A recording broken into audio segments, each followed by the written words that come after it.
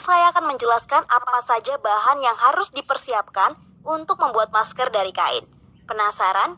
Yuk simak bersama. Hal yang penting untuk diperhatikan dalam pembuatan masker adalah ukuran yang pas dan nyaman dipakai di mulut dan hidung, sehingga partikel tidak bisa masuk melalui celah yang ada. Berdasarkan studi tentang masker wajah yang dilakukan smartairfilters.com, ditemukan bahwa bahan yang cukup efektif dan nyaman ketika digunakan bernapas adalah bahan dari sarung bantal dan bahan dari kaos yang terbuat dari 100% katun.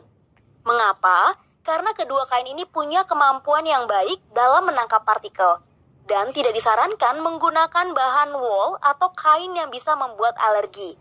Lalu, apakah dengan menggunakan kain double dari kain bisa lebih efektif? Jawabannya, secara keseluruhan peneliti mengatakan tidak terlalu membantu. Sebagai contoh, untuk jenis kain dari sarung, itu hanya membantu 1%, dan untuk kain dari kaos, itu hanya membantu 2%, dan dari handuk ataupun lap itu hanya membantu 14%. Walaupun bahan kain dari handuk atau lap lebih besar efektivitasnya, namun sayangnya tidak bisa dipakai untuk masker, karena akan sulit bernapas bagi orang yang memakainya. Adapun kombinasi bahan kain yang dianjurkan adalah sarung bantal berbahan kain katun 100%, atau kaos yang berbahan kain katun 100%, atau dari apapun itu yang terpenting 100% katun ya.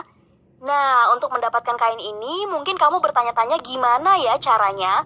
Kalian bisa menggunakan kain yang ada di rumah loh, tapi ingat ya, usahakan bersih dan cuci terlebih dahulu. Atau cara mudah lainnya, kalian bisa cek di toko online dengan harga yang bervariasi tergantung ukuran dan motif kain. Jadi, penting juga kan untuk mengetahui bahan seperti apa sih yang perlu dipersiapkan dalam pembuatan masker kain ini. Setelah kita tahu bahan apa saja yang dibutuhkan untuk membuat masker kain, sekarang kita lanjutkan mengenai alat apa saja yang perlu dipersiapkan sebelum ke proses langkah pembuatan. Langsung saja ya, kita simak bersama. Alat yang dipersiapkan cukup mudah saja kok, yaitu pertama adalah jarum dan benang. Untuk warna benangnya bisa disesuaikan dengan kebutuhan ya. Kedua, juga bisa digunakan mesin jahit jika kamu sudah punya di rumah dan jika perlu membuat masker dengan jumlah yang banyak. Kemudian yang ketiga adalah peniti atau penjepit.